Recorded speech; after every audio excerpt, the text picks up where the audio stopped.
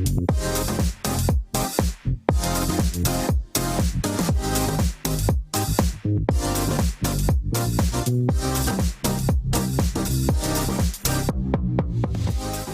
welcome to Real People with StanSimpson. It's a program about Connecticut people and compelling issues. Make it a point to stop in every Sunday morning at 10:30 a.m. following the real story with Al Terzi and Jen Bernstein. Morton Katz turned 100 years old this year. You heard me, 100, 100, and he is still spry and working as a special public defender for the Connecticut court system. This venerable lawyer defends clients who are indigent and facing felony and misdemeanor charges. Attorney Katz is a World War II veteran who's been practicing law for 68 years. Today we talk about his fascinating life and his tips for longevity. Happy birthday to you. Thank you very much. What did you get? Not another tie. I know you're tired of ties, right? I tie this myself. So what did you get for birthday? What did you get? Did they give you? What do you give a guy who's 100 years old? Well, someone gave a gift in my honor to plant a tree in Israel. A lady we know sent me a bottle of champagne. That always works. That's the gift that keeps on giving, right? It works very well. I love your bow tie now. With any kind of special meaning? You have a red, white, and blue bow tie. You're a veteran. Just the tie he gave me. It had the national colors on it. Right. I like to wear that. Now, I understand you were a Harry Truman fan back in the day, the former president. Am. Truman was known for his bow ties, and you were a big fan of Truman. Why? I liked him. He was direct. He admitted his mistakes. That's what I liked about him. We don't see that enough these days, right, folks? Not really, no. Yeah. Now, you're also a child of the Depression, right? Back in the day, you had your house foreclosed on. We did. What was that like? We're talking about 1930-ish, I'm assuming, right, in the 30s, give or take. What was that like going through the Depression and having your house foreclosed on for your family? Well, I didn't know the house had been foreclosed. The theory in that time was the children should know nothing. And I had plans to go to Yale. Someone in my family, my father's family, was holding the money and gave the money away to somebody else.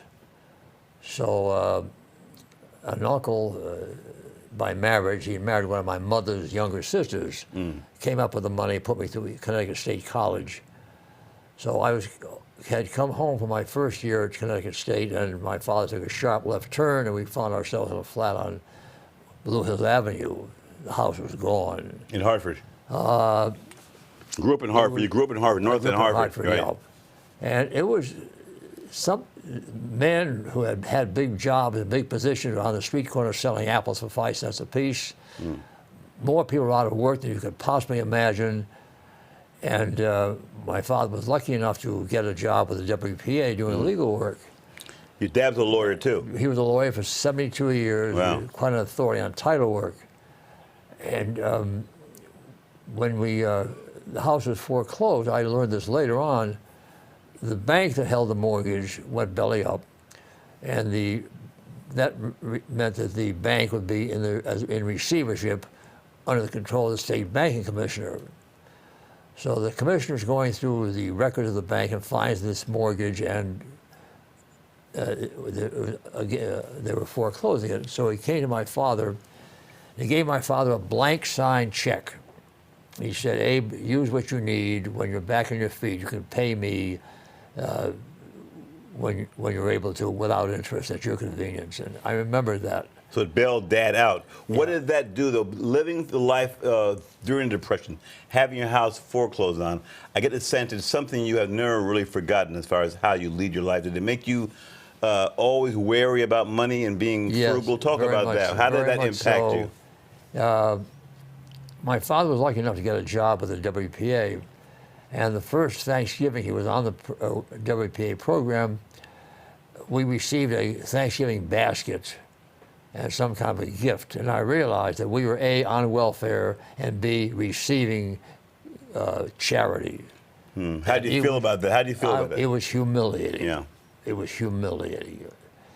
And so how did that change you? How did that influence your life, that humiliation? Very strongly. I remember that years later, when I was in practice of law and I made some money, and I called my uncle, and I said, look, you put me through college at a time when I was desperate. I didn't think I was ever going to go to college.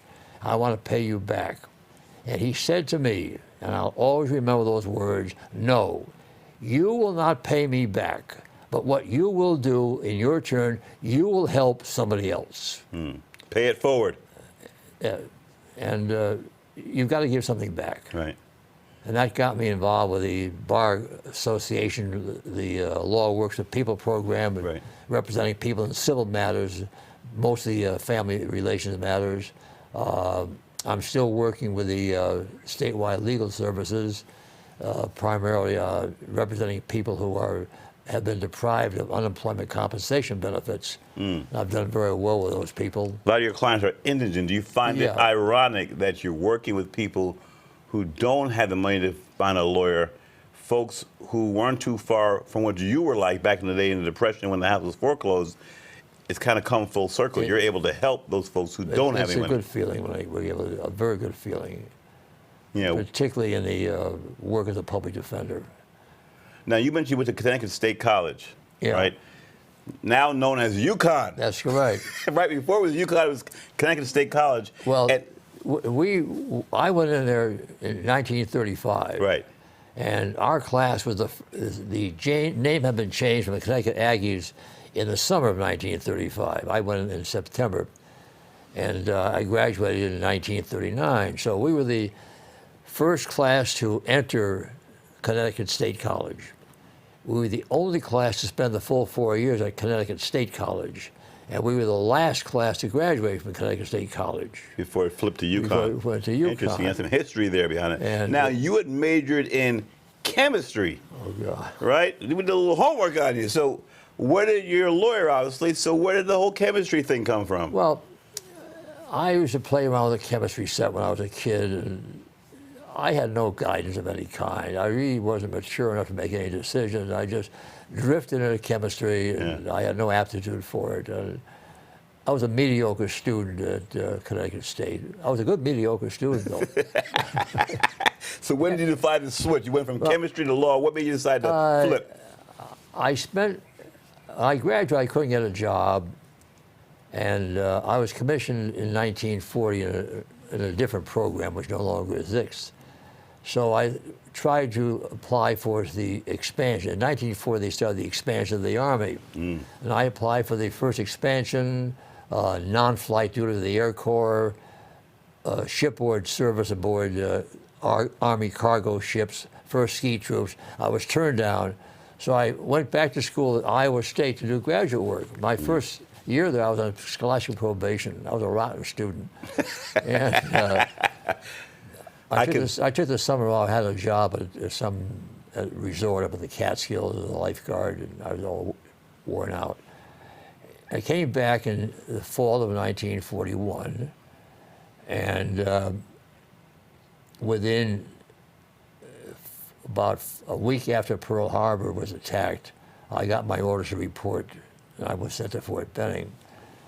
So after the war, I took advantage of the GI Bill. I went back to, I took a trip around the country. Right. I stopped at Iowa State, and my major professor, you got to come back here and get your PhD. But fortunately, I got a position as I was a teacher in chemistry. Right. And I found out that I liked to teach, but I hated the damn research. I had no aptitude for it. We're going to get to how you went from teaching to law school. We're going to come back. We're going to take a break. We're going to come back. Okay. So we're going to come back to that in 2 minutes. Okay. Hang on to that thought. You going to be here? I'll be here. All right. You sure about it? Okay. All right, folks. We're going to come back with our conversation with engaging lawyer Morton Katz. He recently turned 100 years old and has no immediate plans to retire as a special public defender with the Connecticut court system. He defends clients who are indigent and facing felony and misdemeanor charges. Remember to catch our show on your own time online.